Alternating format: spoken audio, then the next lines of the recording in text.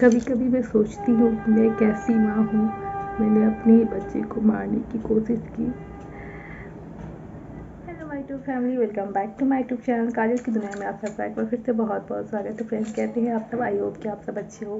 तो चलिए, आज की मेरी स्टोरी है, आप लोगों ने थंबनेल तो देखा ही होगा। तो आज की भी स्टोरी बहुत इमोशनल है और आपको बहुत ही मज़ा आएगा, बहुत ही अच्छा लगेगा।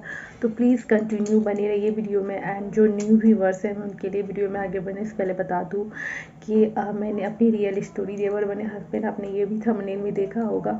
तो इसके पीछे भी बहुत अमेजिंग, बहुत कह सकते हैं कि रोमांटिक एंड इमोशनल, बहुत ज़्यादा हमारी रोमांटिक अमेजिंग वंडरफुल स्टोरी है देवर बने हस्बैंड। और इसके पीछे बहुत लंबी स्टोरी है जो मैंने आप लोगों के साथ शेयर की है। और मैंने आप लोगों के साथ जो मेन पॉइंट था, मैंने शॉर्ट में ही स्टोरी को आप लोगों के साथ शेयर की है, लेकिन जितनी भी की है वो बहुत बहुत अच्छा लगेगा आप लोगों को।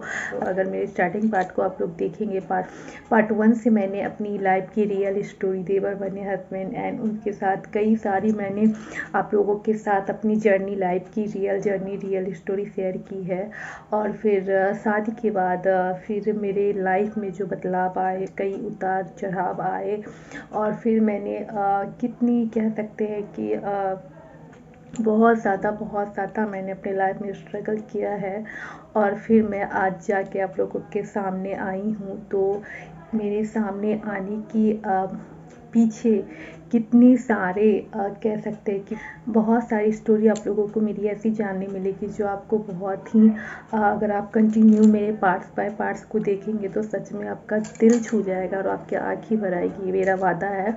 तो आप स्टार्टिंग पार्ट से ज़रूर देखिए। पार्ट 1 से पार्ट 31 तक मैंने आप लोगों के साथ अपनी रियल स्टोरी शेयर की है, जो कि बहुत बहुत अमेजिंग है। तो आप लोग एक बार ज़रूर देखिए और कमेंट में बताइए। तो चलिए, आज की भी स्टोरी में अपनी रियल ही स्टोरी आप लोगों के साथ शेयर करने जा रही हूँ, जो बहुत ही इमोशनल एंड बहुत ही प्योर और कह सकते हैं कि दिल छू जाने वाली है।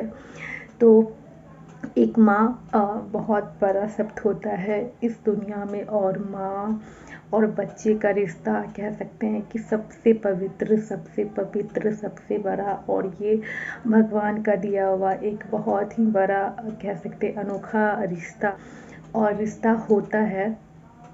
तो आज मैं अपने बारे में, मुझे बिल्कुल भी अच्छा नहीं लग रहा है आप लोगों के सामने अपनी इस स्टोरी को शेयर करते हुए, बट मैंने स्टार्टिंग से आप लोगों के साथ अपनी रियल जर्नी शेयर की है। तो मुझे लगा कि मुझे अपनी जर्नी में ये भी स्टोरी आप लोगों के साथ शेयर करनी चाहिए, जो शायद आप लोगों को अच्छा भी लगे और नहीं भी लगे, बट मेरा दिल किया कि मैं आप लोगों के साथ ये भी स्टोरी शेयर करूं, जैसा कि मैं स्टार्टिंग से करते आई हूं। तो जैसा कि मैंने आप लोगों को बताया कि स्टार्टिंग में मेरे पापा नहीं रहे। शादी के 2 मंथ के बाद मेरे पापा हम लोगों को हमेशा के लिए छोड़ के चले गए।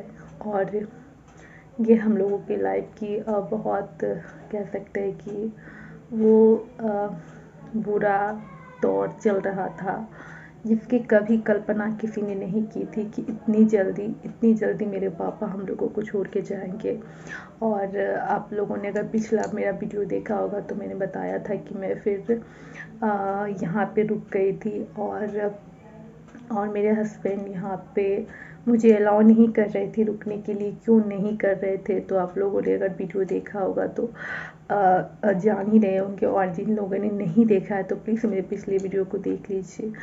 तो इस वजह से मेरे हम लोगों के काफ़ी झगड़े वगड़े भी हो जाते थे, फाइट्स भी हो जाती थी।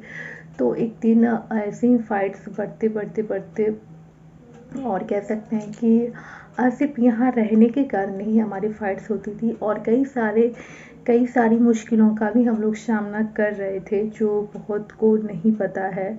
और कह सकते हैं कि मेरे अपनी फैमिली को भी नहीं पता है। तो हम दोनों वाइफ हस्बैंड बहुत सारी चीज़ों को स्टार्टिंग से लेके चल रहे थे, जो कि मैं सबके साथ शेयर भी नहीं कर सकती।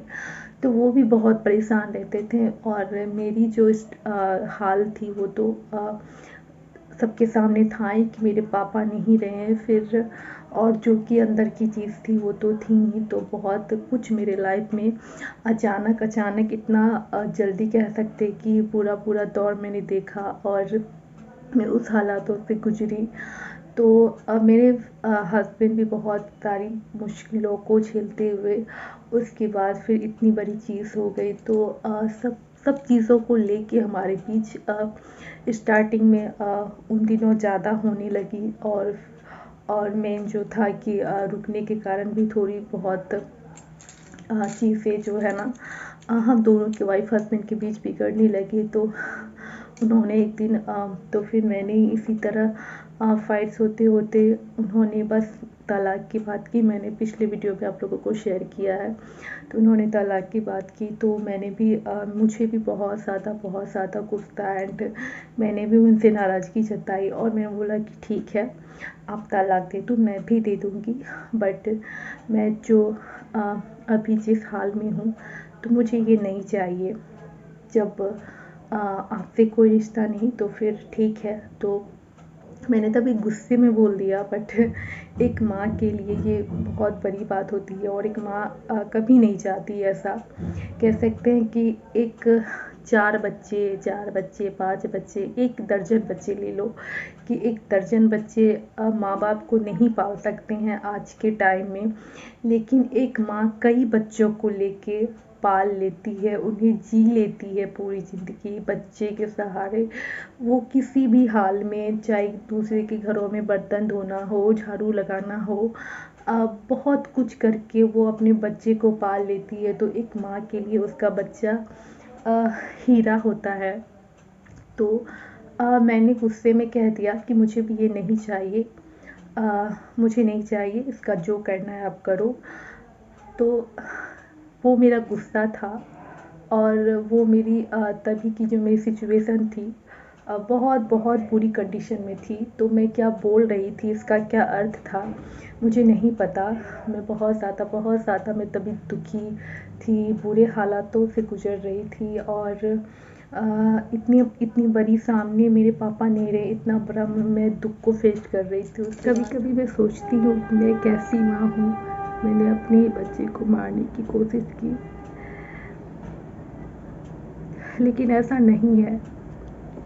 तभी मेरी कह सकते कि मेंटलिटी इतनी हरास हो चुकी थी, मैं इतनी ज़्यादा डिप्रेशन में चली गई थी कि मैं क्या बोल रही हूँ, मैं क्या बोलूँ, मैं क्या कर रही हूँ, मैं क्या करूँ, मुझे कुछ भी समझ नहीं आ रहा था, कुछ भी नहीं।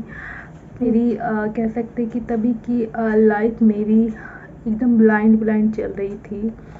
और एक जो सबसे बड़ा कह सकते हैं कि सपोर्ट और सबसे बड़ा कह सकते हैं कि मेरी चीज़ मेरे पापा मेरे लिए बहुत कुछ थे।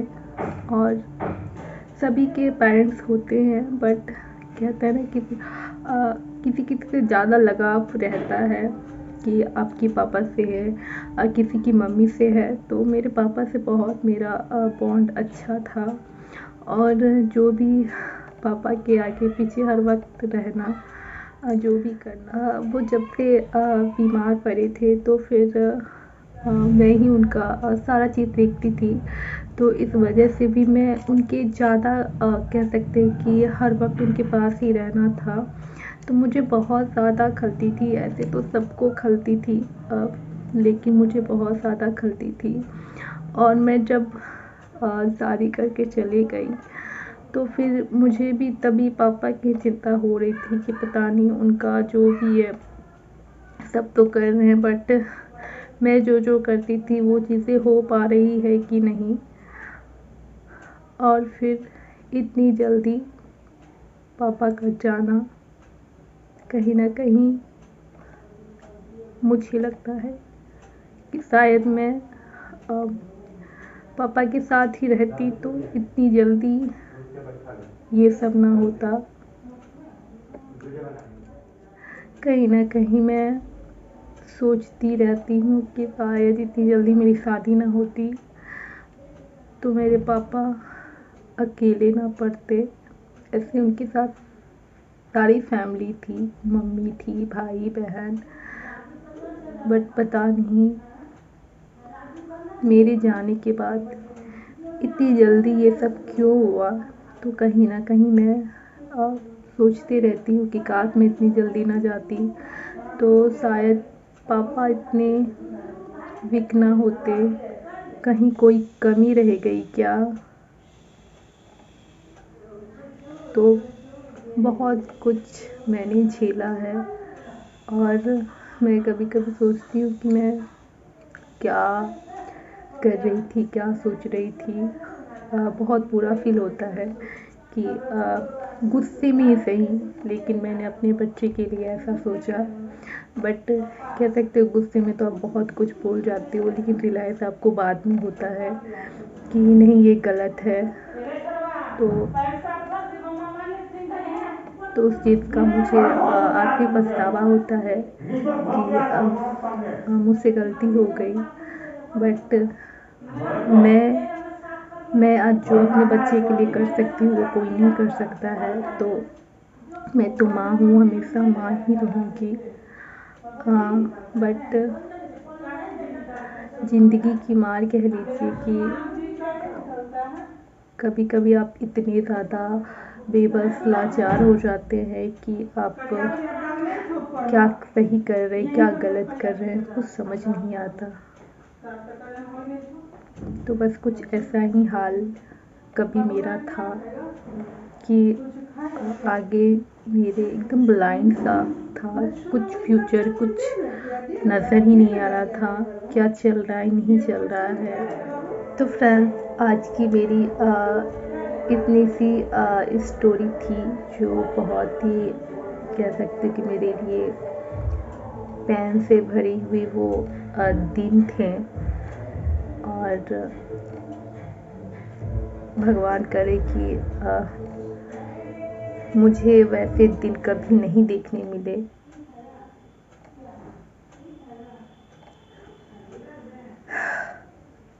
तो चलिए फ्रेंड्स, इस इमोशनल एंड प्यारी सी स्टोरी के साथ इस वीडियो को मैं यहीं तक रखती हूँ और इस वीडियो को करती हूँ एंड आई होप आप लोगों को अच्छा लगे। तो प्लीज़ थोड़ा सा भी अच्छा लगे तो हमें दिल से सपोर्ट कीजिए एंड सब्सक्राइब माय चैनल। तो मिलती हूँ नेक्स्ट वीडियो में, तो अभी के लिए बाय बाय।